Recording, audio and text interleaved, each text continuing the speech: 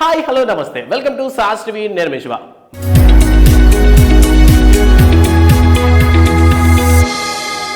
Megastar Chiranjeevi గారు ఒకప్పుడు megastar Chiranjeevi గారిలో ఉన్నటువంటి ఆ వైబ్ ఏదైతే ఉందో అది ఈ మధ్య కాలంలో తీసినటువంటి సినిమాలో దొరకట్లేదు అని కొంతమంది ఫ్యాన్స్ ఫీల్ అయ్యారు. ఆఫ్టర్ సెకండ్ ఇన్నింగ్స్ తర్వాత ఖైదీ 150 కావచ్చు, వాల్తేరు వీరయ్య కావచ్చు, రెండు సినిమాల్లో ఎంటర్టైన్మెంట్ పరంగాను జనాలు బాగానే ఆకట్టుకున్నాయి. బట్ దాని ముందరకు వచ్చినటువంటి భోలా శంకర్, ఆచార్య, ఇక గాడ్ ఫాదర్ లాంటి సినిమాల గురించి మాట్లాడాల్సిన పనే లేదు, ఎందుకంటే సినిమాలు ఆ లెవెల్లో వచ్చాయి. బట్ ఓవరాల్ గా చూసుకున్నట్లయితే ప్రెసెంట్ చిరంజీవి గారు కూడాను ట్రెండ్ మార్చేశారు.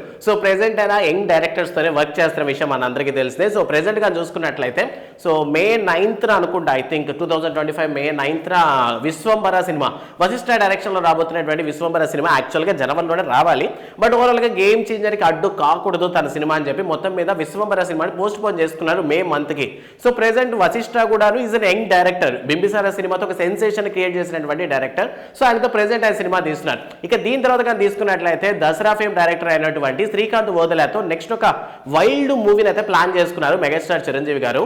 రీసెంట్ గానే చూసుకున్నట్లయితే సంక్రాంతికి వస్తున్నాం సినిమాతో అనిల్ రావిపూడి గారు ఒక మంచి బ్లాక్ బాస్టర్ ని ఇచ్చారు. ఆఫ్టర్ శ్రీకాంత్ వోదల సినిమా తర్వాత నెక్స్ట్ ఉన్నటువంటి యంగ్ డైరెక్షన్ లో అనిల్ రావిపూడి గారి యొక్క సినిమా అయితే ఓకే చేసిన విషయం మనకి తెలిసిందే. ఈ క్రమంలో చూసుకున్నట్లయితే చిరంజీవి గారు ఒకప్పటి ఓల్డ్ ఇలాంటి హిట్స్ ఇచ్చినటువంటి డైరెక్టర్స్ కూడా పక్కన పెట్టి ప్రెసెంట్ జనాల పల్స్ తెలిసినటువంటి యంగ్ డైరెక్టర్స్ కి ఛాన్సెస్ ఇస్తున్నారు. ఈ క్రమంలోనే వాల్తేరు వీరయ్య లాంటి బంపర్ హిట్ ఇచ్చినటువంటి బాబీ కొల్లిని మన చిరంజీవి గారు మర్చిపోతారా? ఆఫ్టర్ అనిల్ రావిపూడి గారి సినిమా తర్వాత బాబీ కొల్లితో మూవీ ప్లానింగ్స్ లో ఉన్నారంట.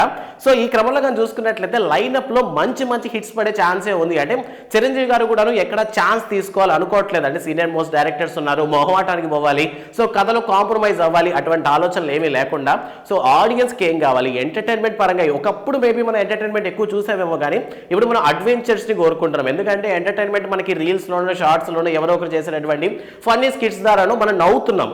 బట్ మనకు కావాల్సింది ఫ్యాంటసీ వరల్డ్. మనం ఊహాజనితంగా ఉన్నటువంటి ప్రపంచంలోకి మనం తీసుకెళ్లాలంటే ఖచ్చితంగా ప్రెసెంట్ ఉన్నటువంటి యంగ్ డైరెక్టర్స్ కరెక్ట్ అన్న విషయాన్ని ప్రెసెంట్ మన మెగాస్టార్ చిరంజీవి గారు నమ్మినట్టున్నారు.